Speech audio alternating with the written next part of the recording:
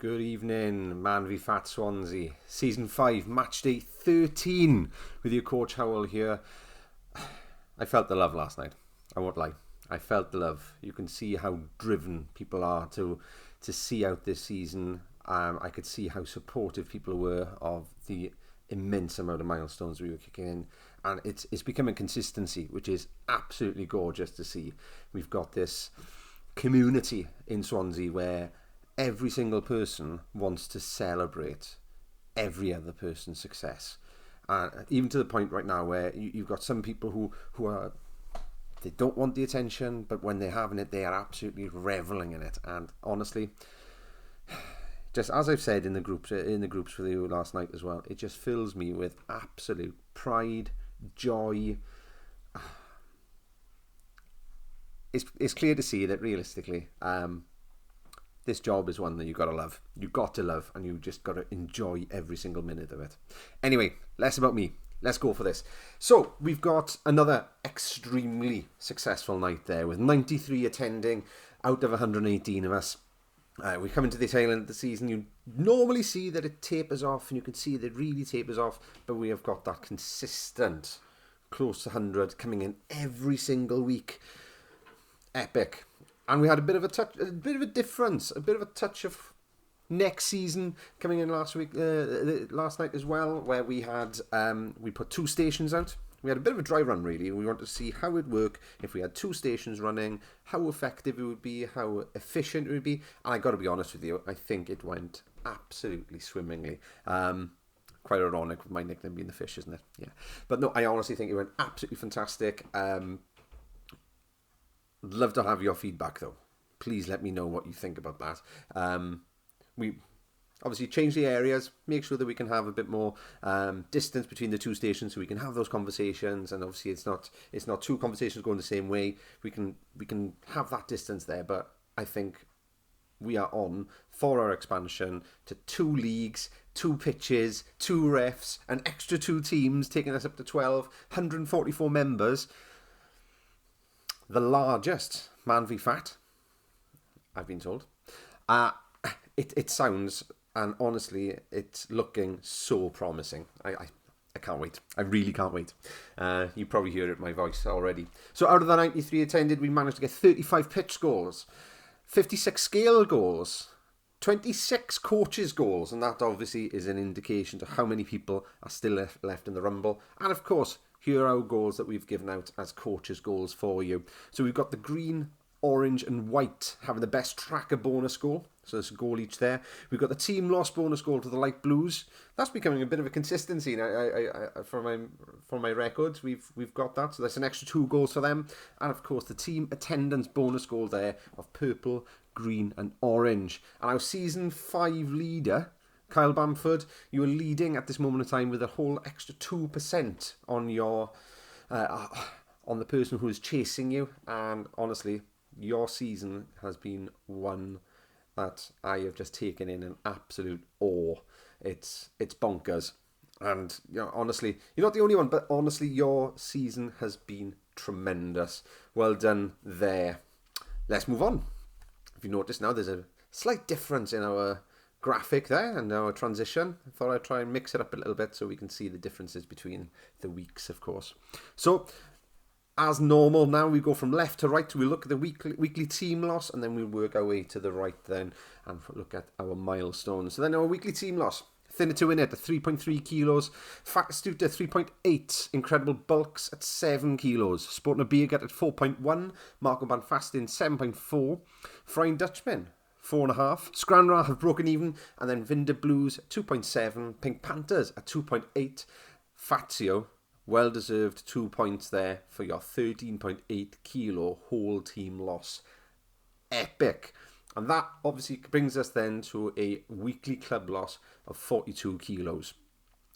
Now this is the bit that I'm really excited about.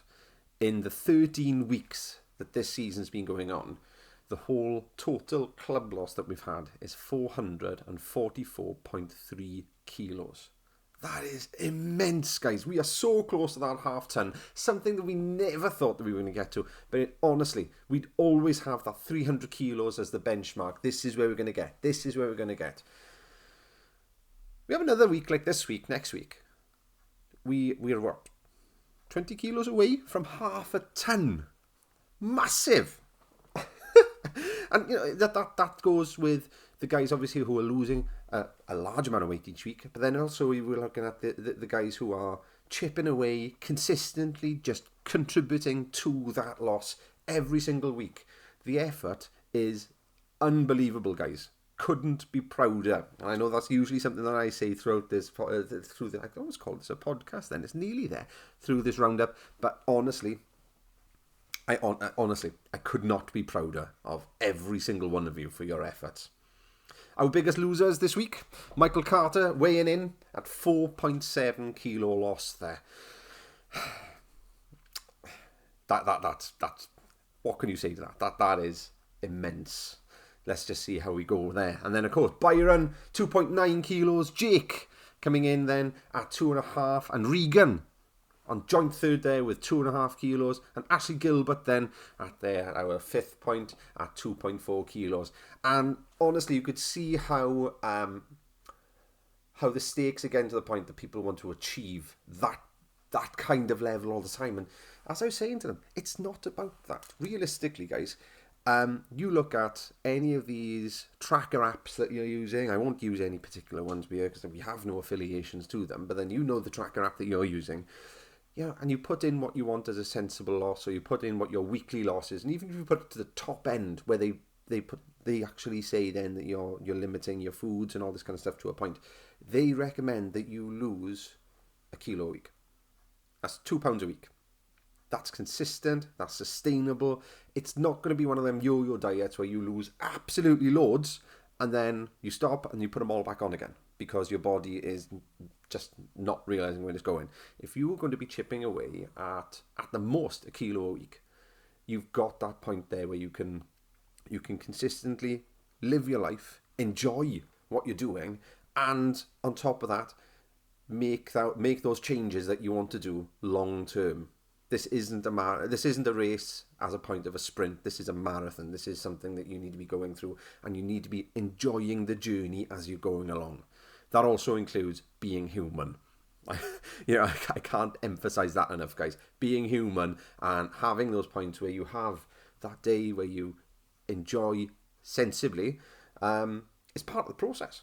It's 100% part of the process, and that's something that you need to remind yourself, right? And if you have a gain one week, it's not all bad. It's not a problem, because what you're doing now, and with numerous conversations I had last night as well when people were talking about it. I remember one conversation where they were saying that they weren't overly worried about if they gained last night because it's part of a process, and they've changed their strategy to a point where it will come. And I was so refreshed with that conversation. I thought to myself, yes, you are perfectly right. It will come. And they're doing the right things. They're eating the right things. They're being active, considerably more active than they were. And they're doing what they feel is sustainable for their own lifestyle. And it's going through, and they're chipping away at it. And they're not doing the whole thing of starving themselves to hit a tactical loss. They're actually living their life and doing those responsible things because they know then that it's not going to be that massive balloon gain. If it's a little gain, yeah, but then it will come off. And if it's not hitting on the Tuesday, but then all of a sudden then after they work out on the Tuesday, they've actually lost a lot more and they're chipping away at it. That's great. That's brilliant. It's just bringing it down slowly, and going from there. I can't think of a better nickname that I've heard over the time that I've been a coach in Man v Fat, and I'm only talking 13 weeks, but Chipper, and that is just the best nickname there, because you can go that chip away, and you can do what you're doing, you can get that progress, and you don't need those huge points. But also, in comparison to that as well, when you get these big losses, you've got to celebrate it because it's a massive achievement, and it is achievement, and you can see the effort that's been put into it and the work that's been put into it as well. Fantastic. But then, realistically, as a holistic view, but there, every single person, whether it's 0.1, whether it's a maintain, or whether it's 4.7 kilos, you've got to be proud of what you're doing because you are improving your lifestyle as you're going along. It's not just that flashpoint. You're doing it and you're learning strategies to sustain yourself in the correct way. And I think that's brilliant. Anyway, enough about that. That's turned into a lecture.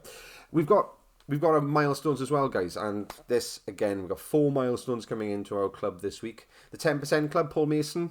Congratulations, Diane Browd. 2 milestones this season already. Smashed it through. Absolutely brilliant there. 15% Club then. We've got 2 entries into that. Martin Davis, our champion of our Monday night walks. Absolutely fantastic. Nobody can take that away from you. You got your 15% there. It's there. And there we are. That's a lifetime achievement there then, straight off. And of course, Callum Jones. There's so many things I can say about Callum, and I don't know whether they're actually broadcastable, to be honest with you. But no, I'm only joking. Absolutely fantastic. Motivator. One of the most inspirational people that I've seen this season, where he has driven not only himself but his teammates. And of course, he's not the only one, but he's driven those teammates to do better, get there. And I've had feedback from his teammates. He's relentless in just pushing and encouraging. And you've hit it yourself, you're 15%. Absolutely fantastic. But we can't ignore this. Byron, 20%, mate. 20%. And I could see the determination you had to get that 20% last night. Honestly, it was fantastic. It brought a smile to my face how determined you were to do that. You came to me and you went, right, okay, I'm going to do this. And you've successfully done it. 20%, mate. Got to be proud of that. And I hope you celebrated that. I hope you celebrated it well. Let's move on. Oh, look at that. Lovely transition. I really like this transition. I might keep it. So this is the results from last night. And you can see that the games themselves, you know, if you were there, you can see, you saw it firsthand how competitive the games were, how enjoyable the games were as well. But in addition to that, even if you just look at the scores right now, right in front of you on the screen, you can see they were competitive. They were close. They were going for it. The first game, of course, is 7 goals to 19 overall. Yeah. Unfortunately, due to attendance, that was a forfeited game, but then they still fielded out there and they absolutely went for it. The pitch score has to be recorded at 5-0. That's nothing more that we can do about it. Because it was a forfeit, we had to record it at 5-0. Scales, we had 4 goals to 7 to thin it to win it. Tracking then was 1 to 3 to thin it to win it, and bonus goals were 2 to 3 to thin it to win it. Pink Panther 7, thin it to win it 19, with Phil Davis and Kyle Bamford becoming the opponents elected man of the matches there. Brilliant start off to the game, and it was really nice having games when it was daylight. Quite foggy out, but still, it was daylight. We've got to accept that. We're coming into that nice part of the year where we can play, and it's actually feeling pretty nice. Second game, Fattistuta against Scranraw.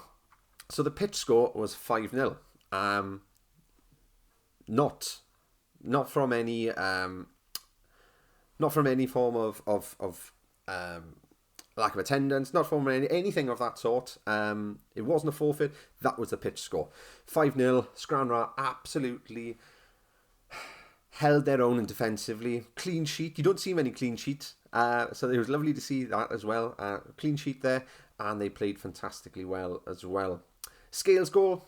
Scales then, of course, was 2 goals to 4 to Scranraw.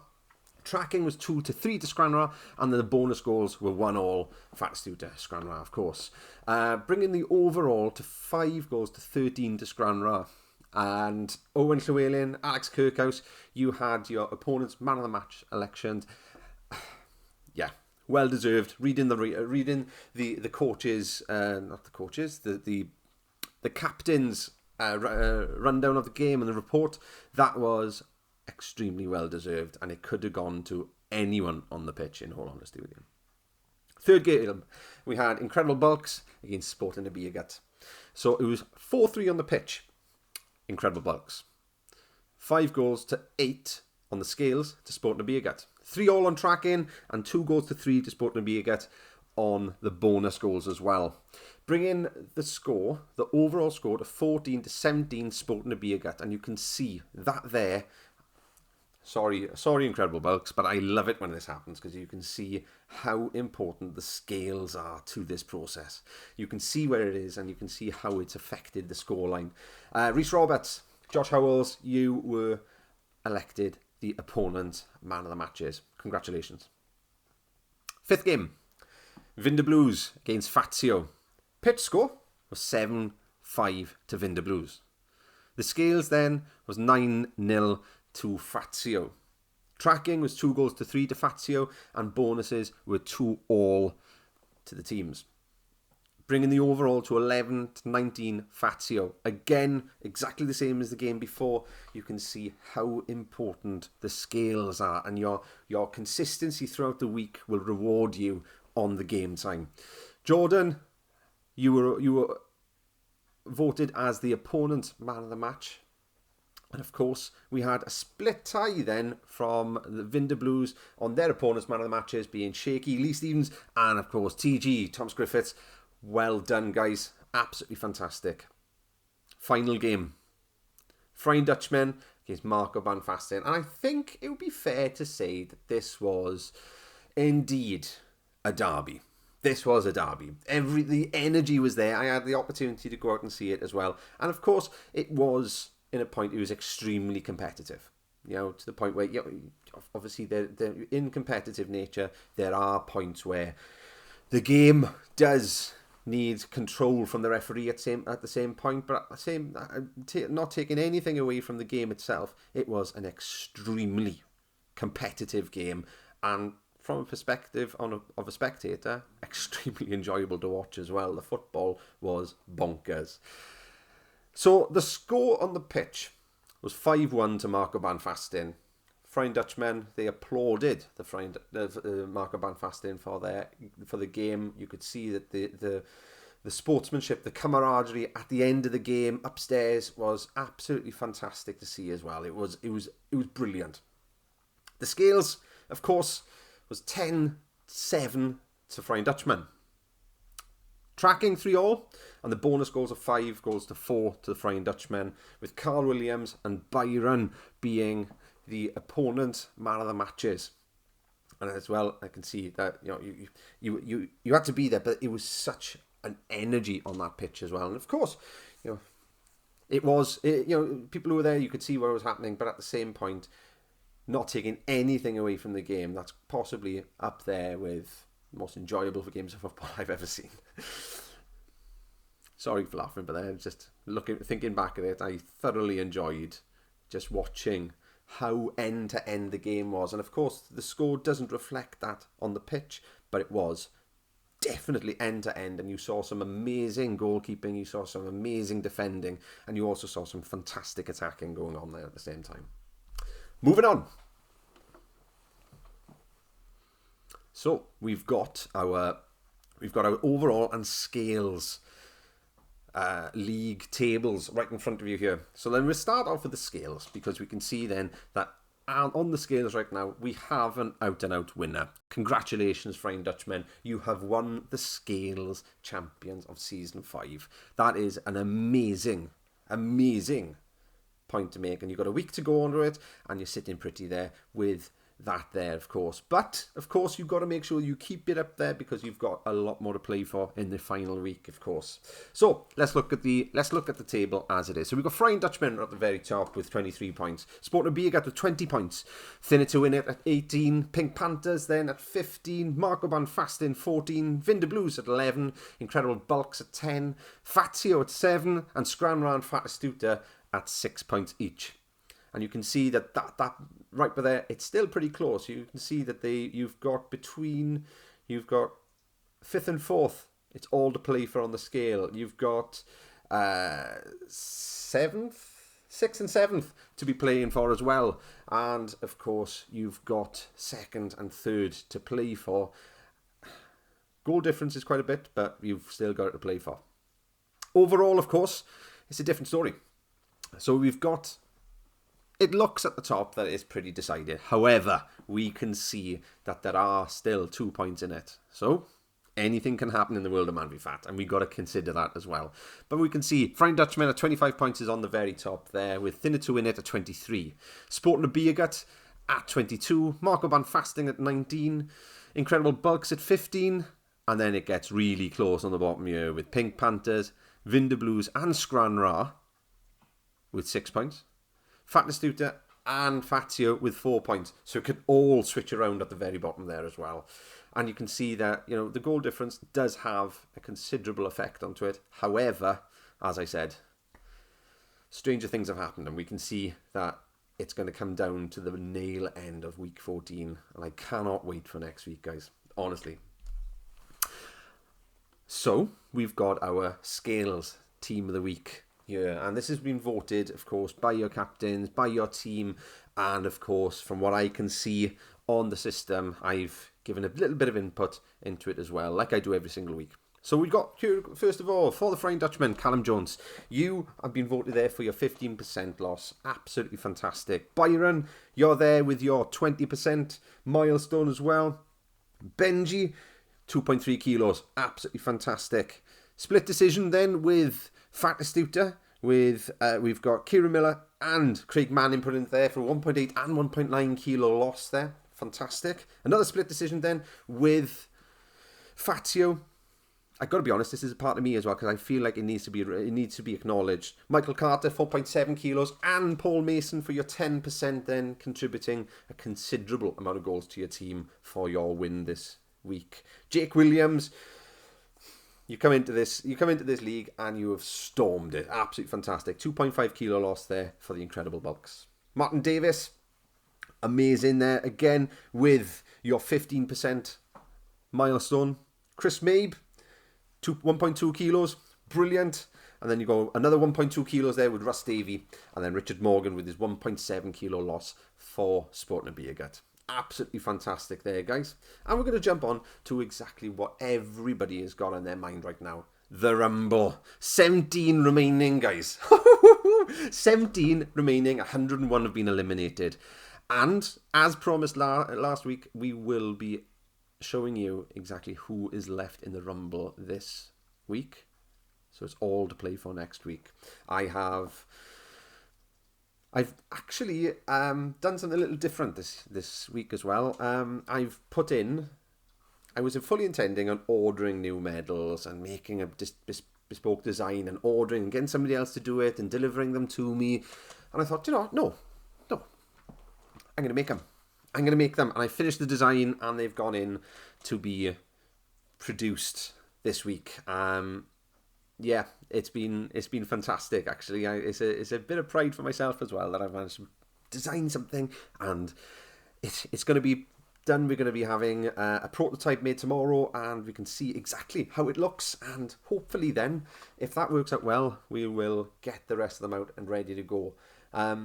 Yeah, I'm really looking forward to it. I'm really looking forward to seeing what your opinion of them are, to be honest with you, especially because it's a bit of a labour of love, I think. But yeah, we're going to, with the Rumble, we're going to put out now exactly who is going to be left in the next slide.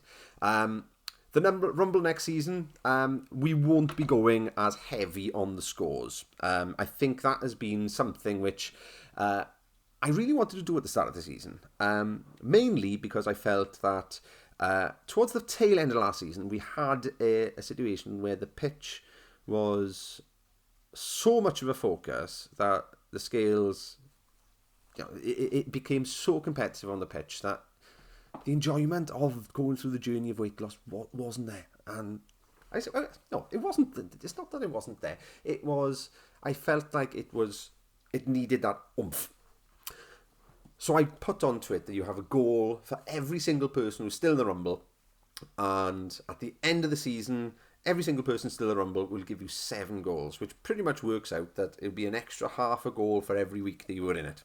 That's what I thought to myself. And it has had that effect where I feel it's been a point where people have been looking at saying, all right, okay, they've got X amount still in the Rumble, so realistically this game is an unwinnable one. And I think that there is something that I really didn't want. So still a refinement, but the first initial idea that I had is to reflect that the same as the tracking. So then if you have a certain amount of people into it, you have a certain amount of goals. And obviously, and it increments then. If you hit that, if you fall under that threshold, then you fall into the amount of goals which is in the next threshold. Obviously in refinement, all still in planning, everything. But I think, to be honest with you, that would work out a little better. Even if at a point where if you had the entire team in there, you would be awarded, and I'm speaking off the top of my head, 4 goals. So the entire team will award you 4 goals. I think that's very reasonable. And then if you hit the certain point, then it'll drop down to 3. And then another point, it'll drop down to 2 until you get to the 1. And, of course, if you've still got somebody in it, I think they deserve to be rewarded for that. So then that's the initial point there. Obviously, it's a point of discussion. It's a point that you can express your opinion on. But I think it's a little fairer, and it also rewards consistency, because that's the whole point of the Rumble, is to reward consistency, of course. So, I've spoken enough. You want to know who's still in it? And here we are. Let's hope they show up now. And look at that. How beautiful is that, guys? There's 17 guys in it. So we've got Aaron Harris and Phil Finselback then from the Vinder Blues. We've got Jamie Lewis, Kev Caro and Kyle Lewis from Marco Banfastin, Chris Shaw from Scran Ra, Adam Martin, Nathan Alagosta, Richard Ghazi from Sport na Biegat. We've got Matthew Burrows, the Kraken, Callum Jones and Nick Davis from the Flying Dutchman, Phil Davis from the Pink Panthers, and of course, thinner to in it. Team point there of 4 of them still in it then is Darryl Cox, Gareth Williams, Martin Davis, and of course, our infamous percentage leader, Kyle Bamford, who is still in it. It's bonkers, guys. It's absolutely bonkers. I am proud to say that all these guys are still in it. However, did I think it was going to come down to the button that we had so many still in it? No, admittedly I didn't. But at the same point, especially with this time of year, I thought, you know what, we may struggle. We may have 1 or 2 still into it. 17 in week 13 is such a feat, guys. I'm bouncing, absolutely bouncing there. And it takes us on to next week. So I've got here our fixtures for next week, our final week of Season 5. And that, of course, at 7 o'clock, we've got the Incredible Bulks against Fatastuta. At 7:30, we've got Marco Banfastin against Scran Ra. Then we've got Pink Panthers against the Vinder Blues. I'm tripping up a little bit. Little better than last week. Thinner to win it. Flying Dutchman, half the states. That could be the decider there. And of course, we've got Sport na Biegat against Fazio as our last game of the night. We've got a lot going on over the next fortnight. Loads actually going on. We've already had the nominations and the winners decided for our awards evening, which happens on the 15th of April. That's a Saturday night at Pure Football. As we're on to that point as well, many thanks to Pure Football for hosting us. You've been absolutely amazing, guys. You couldn't do enough for us, and I will say straight off from here, as I put in my post last night to the league itself, one of the reasons that our community, our brotherhood, our family has got such a togetherness there is the venue. We've got this absolute gem of a venue, which realistically, I'm confident in saying it wouldn't be the same without it, to be honest with you. You guys have been absolutely fantastic, and you've not, everything you've included us into, anything that we feel that we can offer to you and you can offer to us, it is a partnership, and it's absolutely lush to see. And again, all these community points, all these friendships, all this togetherness has been built under your roof. And honestly, couldn't thank you more for that. And in addition to that, I need to thank Ken Wright, our ref.